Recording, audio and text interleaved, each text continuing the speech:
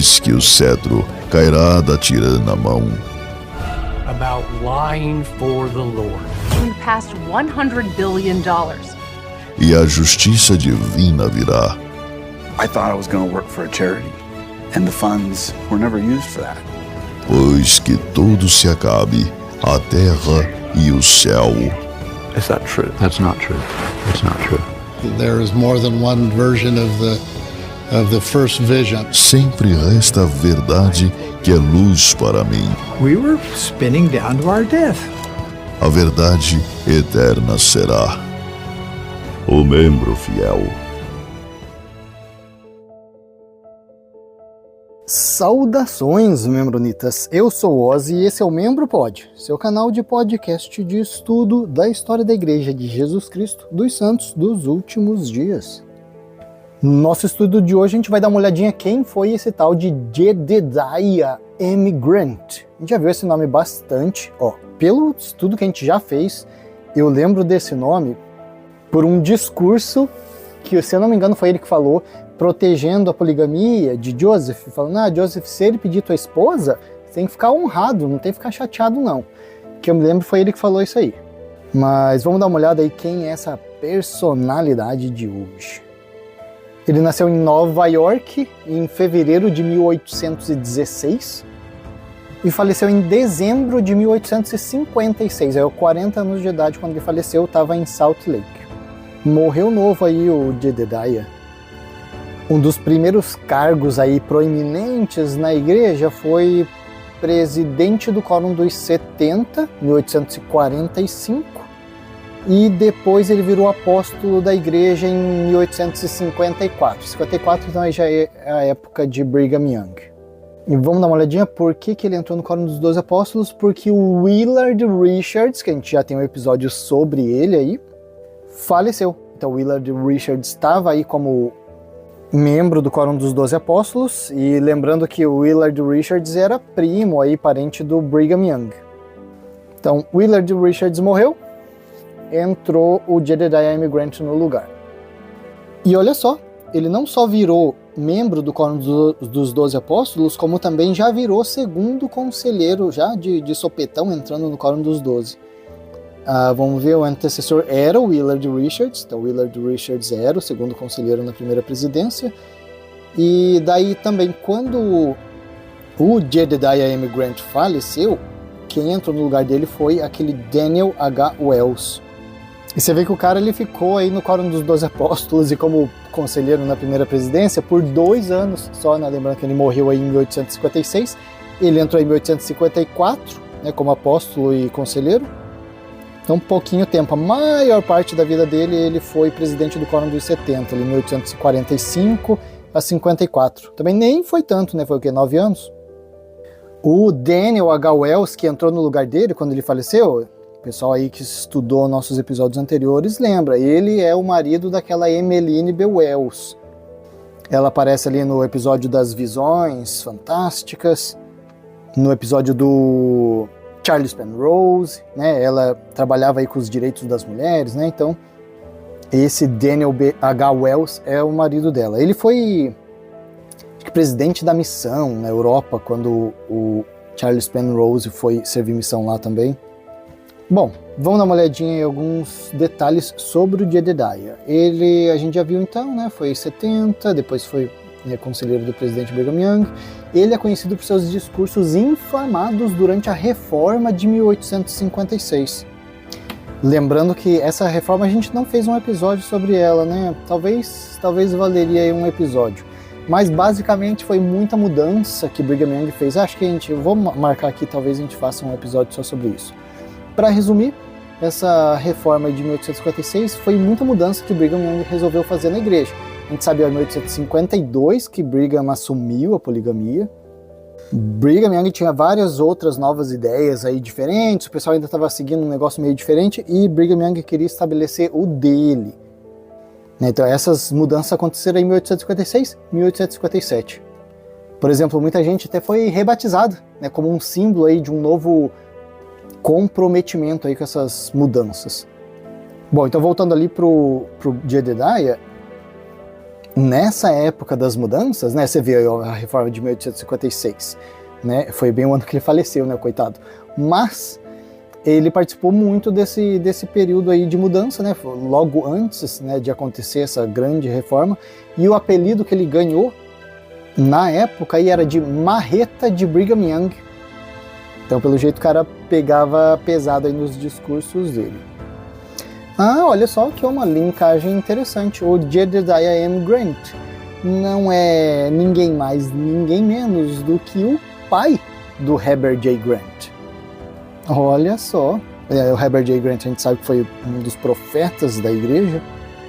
Era o profeta que estava no cargo quando teve aquele J. Golden Kimball, se eu não me engano é o nome dele, né? O filho do Heber C. Kimball. Aquele carinha que falava, era membro do Quórum dos 70, falava um monte de besteira, mas animava a turma. Falava muita besteira nos discursos. Quem não viu, vai dar uma olhadinha que é interessante, o episódio sobre ele. E o presidente que tinha que lidar aí com esse carinha era o Heber J. Grant. Muito bem, então nosso Jedediah era o pai dele. Mas vamos dar uma olhadinha quando que o Jededinho nasceu. 1816, ele era filho de Joshua Grant e Atalia Howard. Ele foi batizado na igreja em março de 1833. Ele tinha 17 anos na época. Vamos ver quem que batizou ele. John F. Boynton. Nunca vi esse nome, cara. Não lembro desse nome. Deixa eu dar uma olhadinha. Foi um líder da igreja, Sud, trabalhou, vamos ver, nasceu em 1811. Aí, ó, não era muito mais velho do que o próprio Jedediah. Era um geologista, inventor. Olha só, membro do quórum original dos 12 apóstolos. Não lembro de ter visto o nome dele. Olha, estudou na Universidade de Colômbia, cara letrado aí, hein? Escola de Medicina. Foi batizado na igreja em 1832, em Kirtland. Então aí esse cara era já um ano de membro da igreja. Vamos ver, pelo Sidney Rigdon. Então esse foi o John F. Boynton que batizou o Jedediah. Tá, Jedediah então aos 18 anos, né, então 1834, participou daquele acampamento de Sião, né, aquela marcha de Kirtland para Missouri, né, sob a direção de Joseph Smith. Estavam querendo retomar Missouri, não conseguiram. Vamos ver, serviu missão, né, como era de praxe para os membros, em Maryland. Ele estava ali no primeiro grupo de missionários que foi para Maryland, Carolina do Norte e Virgínia. Inclusive, o trabalho missionário dele que levou à conversão daquela família Evans. Se eu não me engano, Evans era aquele Anthony Evans, casou com a filha do Erastus Snow.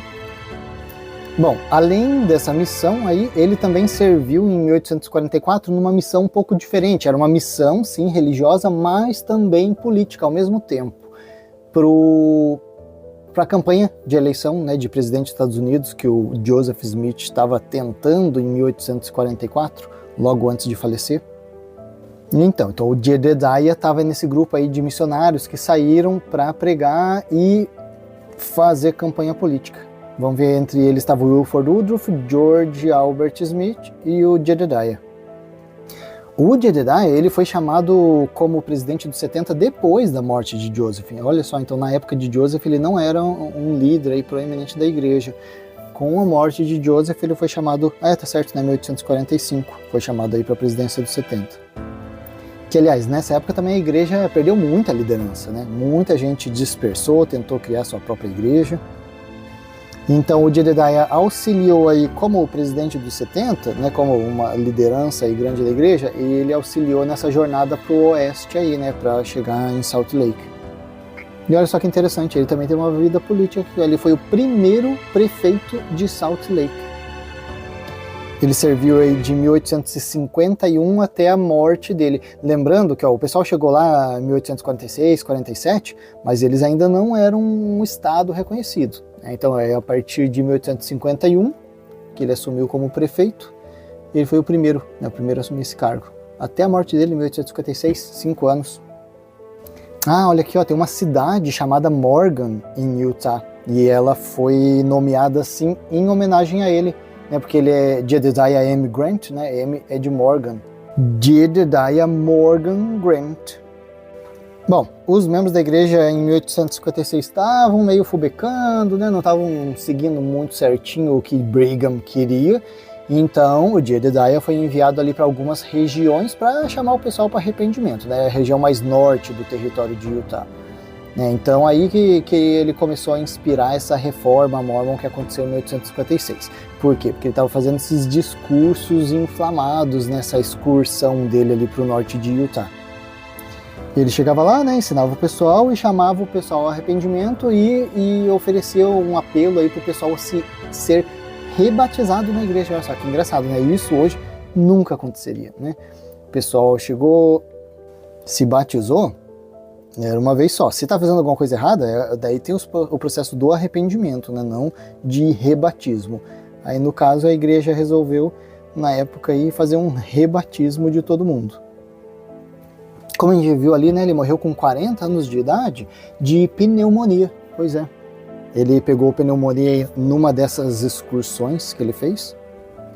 E olha só, morreu 9 dias depois do filho dele, o Heber D. Grant, nascer. Opa, peraí.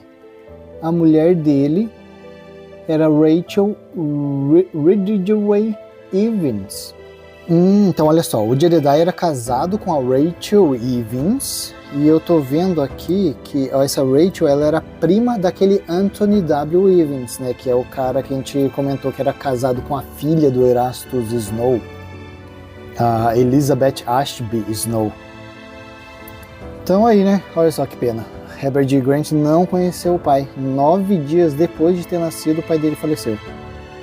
Como a gente já viu, ele curtia essa ideia da poligamia, né? Então o Jedediah ele foi casado com, vamos dar uma olhadinha, 7 esposas, teve 11 filhos.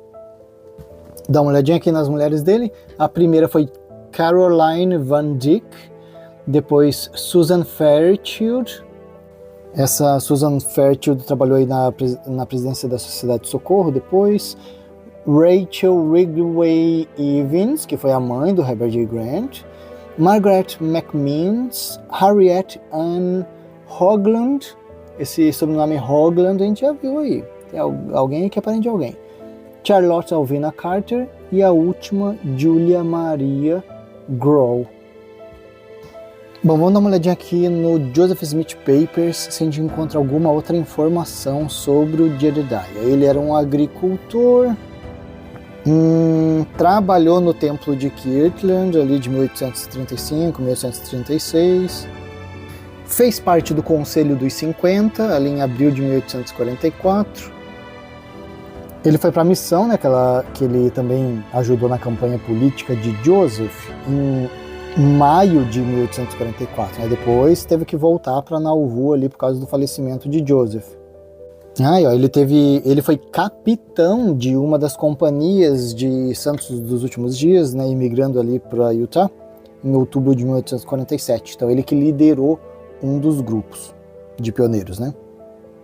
Dá uma olhadinha aqui no site da BYU, achei uma informação interessante. Ele chegou para fazer os seus discursos, né, numa dessas missões dele, vamos ver ali, ó, na Virgínia, e o pessoal achou que ia pegar ele, né? Acharam que esse cara é meio bobo, a gente vai pressionar ele. E os caras se surpreenderam porque ele sabia, né, discursar bem, botar uma pressão, e o pessoal se impressionou. Tanto que, olha só que interessante, nas missões ali, ó, eles coletavam dinheiro, né, mandavam o potinho ali da moedinha e coletavam dinheiro ali pro discursante, né, mais ou menos assim que eles conseguiam sobreviver nessas missões dele.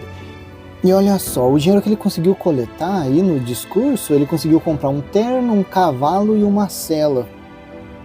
Aqui a gente tá falando do site da BYU, né, então obviamente eles são apologéticos à igreja. Eles estão contando aqui que ele trabalhou bastante, né, nessa missão dele e ele ficou doente, né, que a gente sabe que ele pegou pneumonia. Ali no leito de morte dele, que ele estava doente e tal, ele trocou uma ideia com Heber C. Kimball e contou umas visões que ele estava tendo antes da morte, né? Ele falou que ele conseguiu ver o céu se abrir e daí ele viu a mulher dele, que já tinha morrido, né? Não sei qual mulher será. Então, ó, mostra aqui, ó. viu sua falecida esposa e sua filhinha. A esposa disse que, embora os lobos tivessem devorado o corpo de sua filha, que quando as deixaram nas planícies, ela estava viva na vida eterna. Eita, cara, que dureza. Morreu a mulher e a filhinha. Vamos dar uma olhadinha nessa informação. Vamos ver. Foi a Margaret McMeans. Ela faleceu em 1853, olha só. Ele faleceu em 1856, 3 anos depois. Vamos ver, a filha dessa Margaret morreu ainda bebê poucos meses antes. Evento este que teria sido um grande golpe emocional para Jedediah. Isso aqui a gente está vendo no chat, tá? Às vezes o chat não está certo. O chat fala, ele morreu de algo que não se tem certeza. Pode ser pneumonia ou pode ser febre tifoide.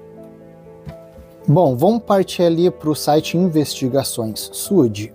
Tem uma publicação deles que eles estão falando sobre a poligamia, depois eles falam sobre poliandria, que é quando a mulher compartilha mais de um marido, então, ou seja, a mulher já era casada com o marido, aí de repente, por exemplo, Joseph Smith chegava e queria casar com ela, e ela estava casada com os dois.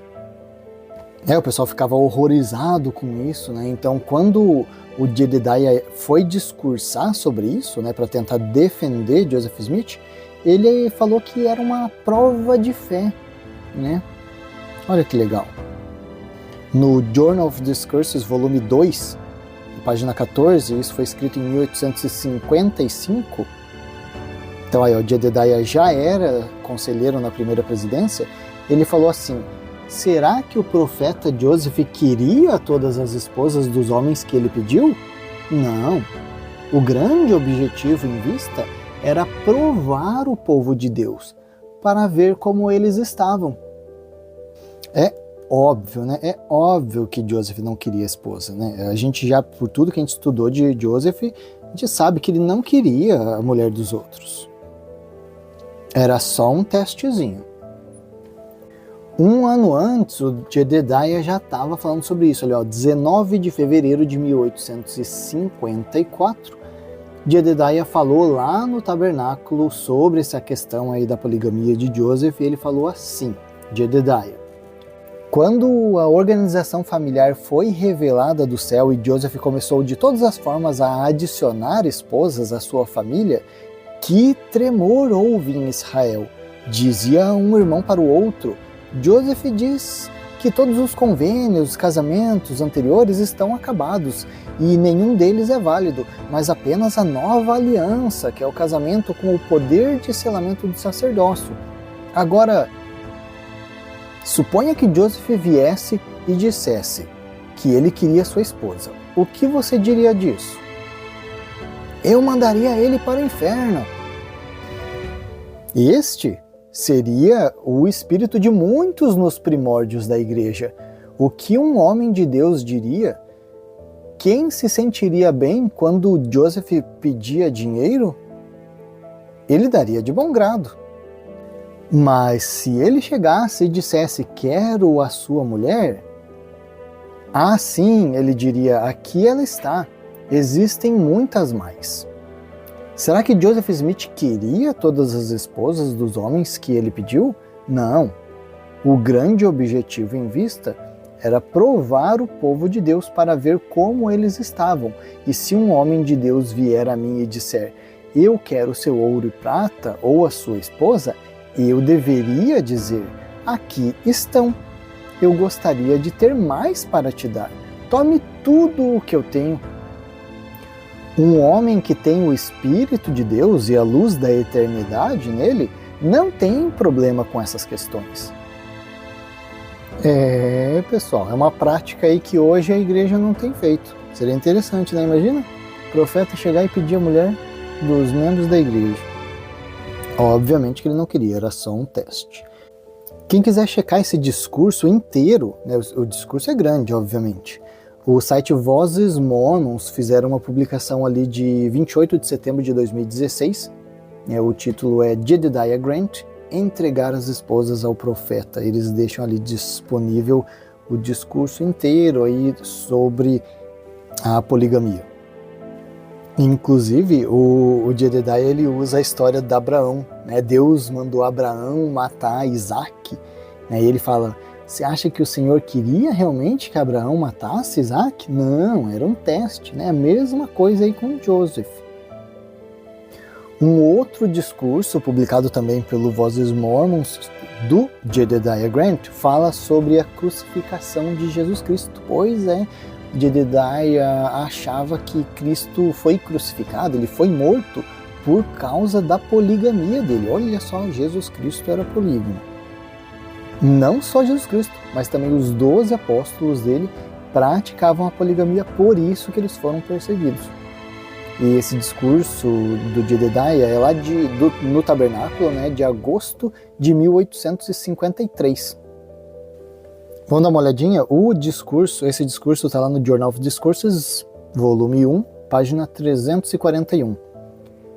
A grande razão pela qual os gentios e filósofos de sua escola perseguiram Jesus Cristo foi porque ele tinha tantas esposas. Existiam Elizabeth, Maria e uma série de outras que o seguiram. Depois que Jesus passou da fase de ação, os apóstolos seguiram o exemplo de seu mestre. Por exemplo, João, o discípulo amado, escreve em sua segunda epístola, a senhora eleita e a seus filhos, aos quais eu amo na verdade. A grande razão pela explosão de sentimento público em anátemas sobre Cristo e seus discípulos, causando a sua crucificação, era evidentemente por causa da poligamia, de acordo com o testemunho de filósofos que se levantaram naquela época. A crença na doutrina de pluralidade de esposas causou a perseguição de Jesus e seus seguidores. Quase poderíamos pensar que eles eram mormons.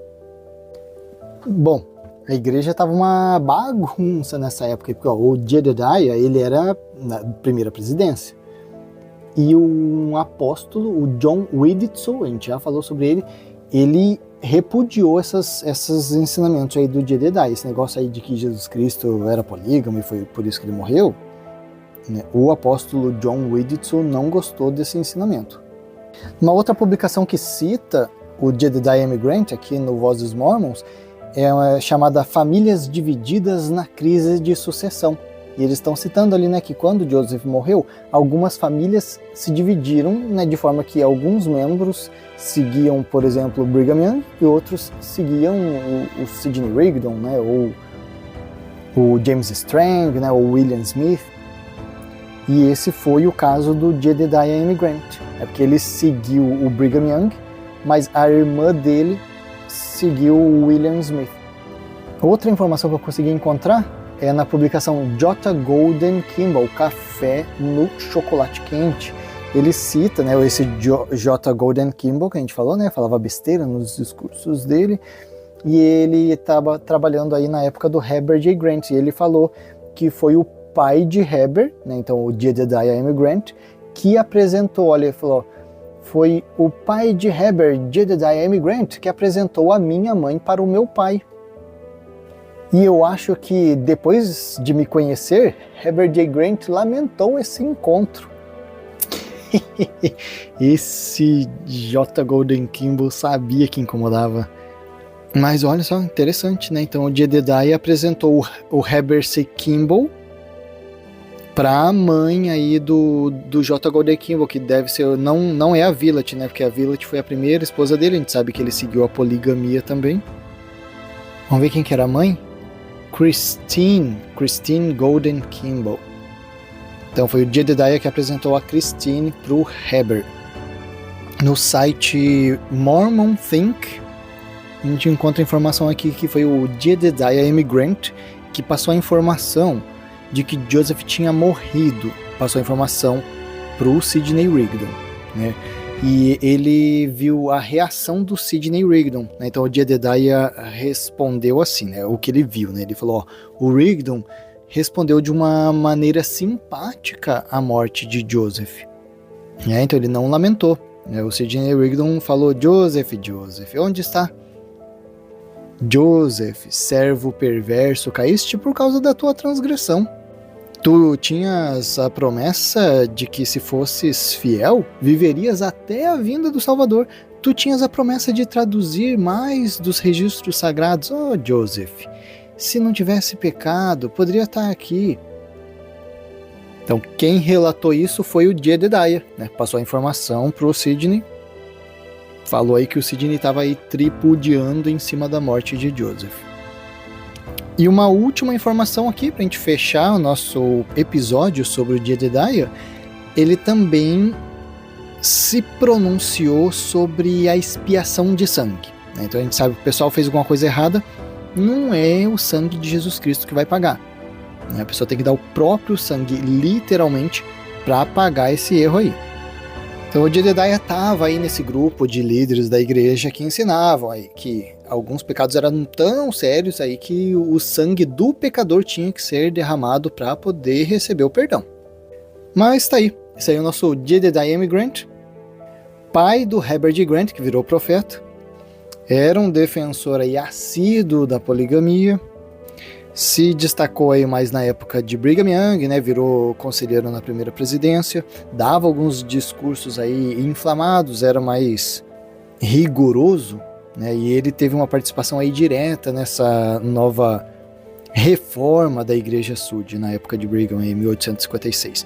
A gente vai ficando por aqui com esse episódio e até a próxima!